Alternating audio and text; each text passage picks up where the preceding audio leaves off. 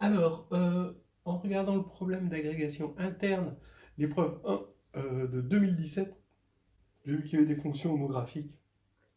Et c'est vrai que c'est toujours bon de s'acclimater avec ces fonctions-là. D'abord, parce que ça fait faire du calcul complexe, et que le calcul complexe, ben, c'est vrai qu'on n'a pas tendance à faire ça une année de concours. Bon, alors que quand même, il y a des réflexes à avoir dans le calcul complexe. Et puis ensuite, parce que c'est vraiment fondamental, les homographies. Regardez ce qui se passe. Vous avez deux objets importants dans le plan qu'on va assimiler au plan complexe, c'est la droite et le cercle, si c'est le plan euclidien. Et là, c'est le plan complexe, donc je vais prendre la droite réelle, et puis je vais prendre le cercle unité, que j'appelle S1, et puis là, R. Bon. Euh, Et en fait, ça c'est toute la magie des groupes de transformation, c'est-à-dire que ça nous amène un problème donné en termes géométriques vers un autre problème avec des données qui nous sont peut-être plus sympathiques, et l'inversibilité, parce qu'on est dans des groupes, nous permet de revenir sur le problème de départ. Donc là, c'est quoi l'idée des fonctions homographiques? C'est que c'est capable de transformer une droite en un cercle, mais surtout un cercle en une droite. Donc vous avez un problème sur un cercle, et si c'est un problème qui a les bons invariants, en quelque sorte, vous pouvez le ramener sur un problème sur une droite. Donc ça, c'est les groupes de transformation. En fait, ça paraît complètement magique. Comment ça se fait qu'un cercle et une droite ont des points communs, alors quand même, on sait qu'un cercle, c'est un cercle, quoi, et une droite. Alors, d'abord, pas tout à fait. Vous voyez que si vous voulez des fonctions continues, le cercle n'est pas homéomorphe à la droite, hein, puisqu'il y a un problème de compacité. Ne serait-ce que ça. En fait, c'est le cercle moins un point. Et ici, on peut choisir notre point, et on choisit bien sûr le point 1. Voilà. Maintenant, au niveau de pourquoi un cercle ressemblerait à une droite, en quoi il ressemblerait à une droite, il suffit d'avoir un peu d'imagination et d'imaginer que le plan, en fait, provient d'une sphère. Et on a une projection stéréographique, d'accord, à partir du pôle nord, ici, de la sphère, d'accord, vous avez votre sphère ici, vous avez le plan qui est tangent au pôle sud de la sphère, et ici, vous avez une projection stéréographique qui, à chaque point M de la sphère, sauf le point N, le pôle nord, associe un point du plan, ici. Et vous avez cette projection, ce qui fait que le plan, c'est rien d'autre que la sphère moins le pôle nord. Ou, si vous voulez, que le plan plus le pôle nord qui va devenir le point à l'infini, hein, du plan, et ben, ça va être la sphère. Hein. C'est une espèce de ce qu'on appelle une compactification du plan, et c'est ce qu'on appelle la sphère de Riemann, ici. Voilà. Donc, là, on comprend mieux les choses. Et en fait, si vous regardez ce que sont les droites et les cercles sur la sphère, eh bien, vous allez avoir les mêmes objets. Ça va être des cercles, ce qu'on appelle les cercles de P1, d'accord, les cercles projectifs. Ou ce qu'on appelle, si on veut rester sur le plan, les droites ou cercles. D'accord. Donc il y a un ensemble de droites ou cercles où on assimile les droites et les cercles, alors que si on regardait ça, si on compactifiait, et si on regarde ça, hein, d'accord, vous faites un petit paquet, hein, d'accord, avec l'infini pour faire le ruban, d'accord, et là, les droites et cercles sont les mêmes objets, ce sont juste des cercles, d'accord, des cercles ou des intersections, si vous préférez, de plans avec la sphère. Voilà. Donc ça, c'est la petite histoire pour mettre des ferments dans l'imaginaire. Voilà. Maintenant, la transformation, on a les mêmes. Des transformations qui font passer de l'un à l'autre, il y en a beaucoup, ça on le verra, mais il y a ce qu'on va appeler la transformation de Cayley, qu'on va appeler H indice C comme Cayley, H comme homographie, qui a Z associe Z moins I sur Z plus I. Et on voit que ces bijectif, quasi bijectif, hein, on va préciser ce quasi, puisque h-1, hc-1 de z, bah, on trouve facilement que c'est moins i, facteur de z plus 1, sur z-1. Alors attention, ce ne sont pas tout à fait des bijections de C dans C. Le domaine de définition de HC, c'est C moins i, il faut enlever moins i, d'accord? Et vous voyez que 1 n'est pas dans l'image. 1, ça va être l'image, finalement, moralement, de l'infini. Ici, vous voyez que 1 n'est pas dans l'image, puisqu'il n'a pas de réciproque. Ici, on a divisé par z-1. Et donc, le domaine de définition de HC-1, c'est C auquel on a enlevé 1. En fait, ces homographies, c'est toujours pareil, il faut leur donner un sens dans la sphère de Riemann.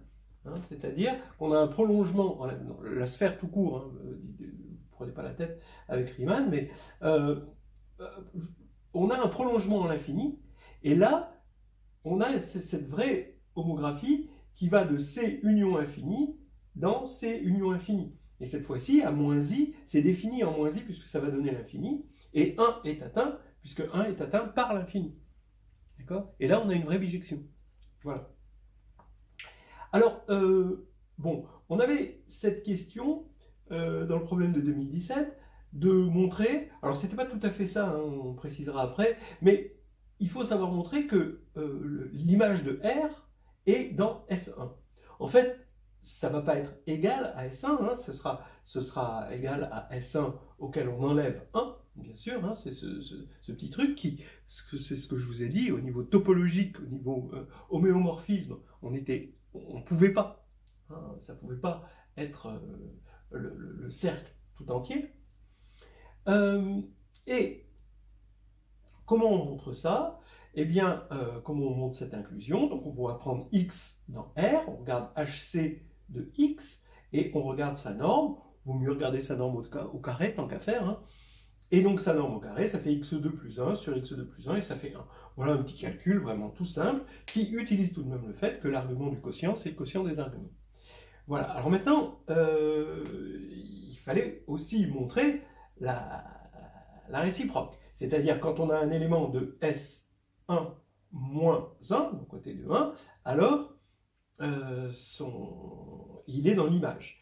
Donc on part d'un élément de S1, mais pas 1, donc on va prendre Z égale EIθ, ça aussi c'est un réflexe à avoir en termes de calcul complexe. On prend EIθ, EIθ différent de 1, c'est-à-dire que θ n'est pas congruent à 0 modulo 2π. Et donc on peut calculer moins i z plus 1 sur z moins 1, puisque z est différent de 1. Et là, il y a un réflexe. C'est justement de passer en polaire. Bon, voilà. Et en polaire, le problème, c'est que les multiplications, ça se passe très bien. Les divisions, ça se passe très bien. Mais les additions, ça se passe très mal. Sauf quand on ajoute des complexes qui ont même module. Et là, il y a des réflexes à avoir. Alors ça, c'est des réflexes que j'avais eu au moment où j'étais topin, quoi. Hein. Donc après, c'est des réflexes à bien garder quand même. Ceux-ci, j'ai trouvé qu'ils étaient assez utiles parmi les réflexes qu'on apprend en tant que topin. Ici, quand vous avez la somme ou la différence de deux éléments de même module, alors vous pouvez factoriser le module, et vous factorisez par exponentielle de iθ sur 2, où θ, c'est la moyenne des deux arguments. Et ça va vous faire apparaître de la trigonométrie. Voilà, c'est là ce qu'on va faire. Ici, par exemple, on a θ, on a 0 comme argument, donc on va mettre la moyenne entre θ et 0, c'est-à-dire θ sur 2. Donc ici, je garde moins i, je mets en facteur exponentiel de iθ sur 2, et ce qui va me rester forcément, c'est 2 cosinus θ sur 2. Et là, je fais pareil, j'ai la différence, je mets en facteur exponentiel de iθ sur 2, et ce qui va me rester, c'est 2i, attention au i, sinus θ sur 2, parce que c'est une différence. Et donc, finalement, on peut simplifier par i, on simplifie par 2, on simplifie là ici par exponentielle de iθ sur 2, il nous reste moins cotangente de θ sur 2, qui est bien un réel. D'accord ? Et donc, on a ce qu'on veut, c'est-à-dire qu'on a montré que HC de R est exactement égal à S1 moins ça. Et évidemment, ce qu'on garde dans notre tête, quelque part, c'est que si on était sûr, si on voyait les choses de façon compactifiée, en rajoutant l'infini en quelque sorte, eh ben, on aurait R union l'infini, c'est-à-dire qu'on rajoute l'infini de la droite R, et là, en l'infini, on récupère ici ce 1. C'est plus que du passage à la limite, c'est vraiment, on prend l'infini là. Voilà. Mais on peut se convaincre avec le passage à la limite aussi. Voilà. En fait, la question était de voir que R s'envoyait sur S, et inversement, mais surtout que la partie, ce qu'on appelle le demi-plan de point carré, hein, donc la partie strictement supérieure, c'est un ouvert, hein, ici, s'envoyait à l'intérieur, donc dans le disque ouvert, ici, et donc que le demi-plan, bon, ça impliquait évidemment que le demi-plan inférieur hein, allait s'envoyer sur l'extérieur du disque. Voilà. Alors, montrons ça par le calcul. Ben, en fait, vaut mieux attaquer le problème en cartésienne et vaut mieux l'attaquer en passant de R à S1 que l'inverse. Hein, vous avez vu tout à l'heure ce qu'on a dit, si on doit faire du calcul, pour travailler sur S1, il vaut mieux travailler en polaire, mais là on va ajouter des choses qui ne sont pas de même module, donc ça va nous ennuyer. Mais par contre, là on est en cartésienne, on est très bien, donc on va regarder l'image de x plus iy, avec y soit strictement positif, soit strictement négatif. Donc ça va nous faire ceci, et donc quand on va calculer le module de ça, c'est le quotient du module, ça fait x2 plus y moins 1 au carré sur x2 plus y plus 1 au carré. Et en fait, si y est strictement positif, ben, on voit en développant, hein, on a y2 plus 1, et là on a y2 plus 1, mais ici on a moins 2y, et ici on a plus 2y, ce qui fait que lui est strictement plus petit, parce que y est positif.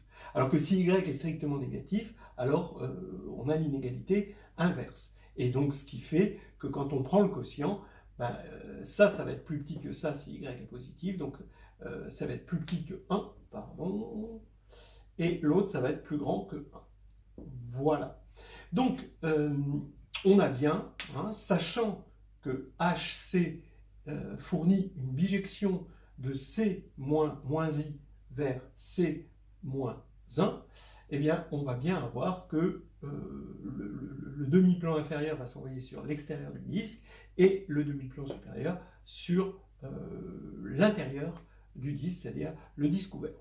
Alors maintenant, est-ce qu'on pouvait le faire sans calcul? Là, les calculs n'étaient pas méchants, mais souvent, les calculs complexes, hein, ça peut devenir très très méchant. Et c'est bien d'avoir des solutions topologiques. Regardez, on remarque que HC de I, si on regarde HC de I, alors I, il est dans le demi-plan supérieur, et son image par HC, eh ben, c'est 0. Donc, il va à l'intérieur. Est-ce qu'on peut en déduire que tout le demi-plan va aller dans tout l'intérieur? Ben oui, parce que HC est continu, et donc il va y avoir une façon topologique de le dire. D'accord? Voilà. Et que HC va fournir une bijection, hein, évidemment. Alors regardez, comment mettre en place des arguments topologiques. HC de I égale 0, d'accord? HC va créer une bijection entre R et S1 moins 1, d'accord? Ça on a vu. Avec ici une bijection aussi de C moins I dans C moins 1. Donc HC va envoyer la différence ça moins ça dans la différence ça moins ça. C'est-à-dire, cette différence C moins R auquel on a enlevé I, eh ben, ça va être H plus union H moins, bon, donc H plus auquel on enlève moins I, union H moins. Et ça, ce sont les composantes connexes. Donc ça, c'est un connexe, même connexe par arc si vous voulez, et l'autre, c'est un connexe. D'accord? Et c'est envoyé bijectivement vers lui moins lui, c'est-à-dire, finalement, quand on va enlever cette partie-là, on va avoir deux composantes connexes, une ici, qui est le disque ouvert, et le complémentaire du disque. Voilà. Alors maintenant, puisqu'on a un homéo qui envoie la réunion de deux composantes connexes sur la réunion de deux composantes connexes, forcément, une composante connexe s'envoie sur une des deux composantes connexes et l'autre s'envoie sur l'autre. C'est parce que l'image d'un connexe est un connexe, et comme c'est un homéo, ça va aussi dans l'autre sens. Voilà.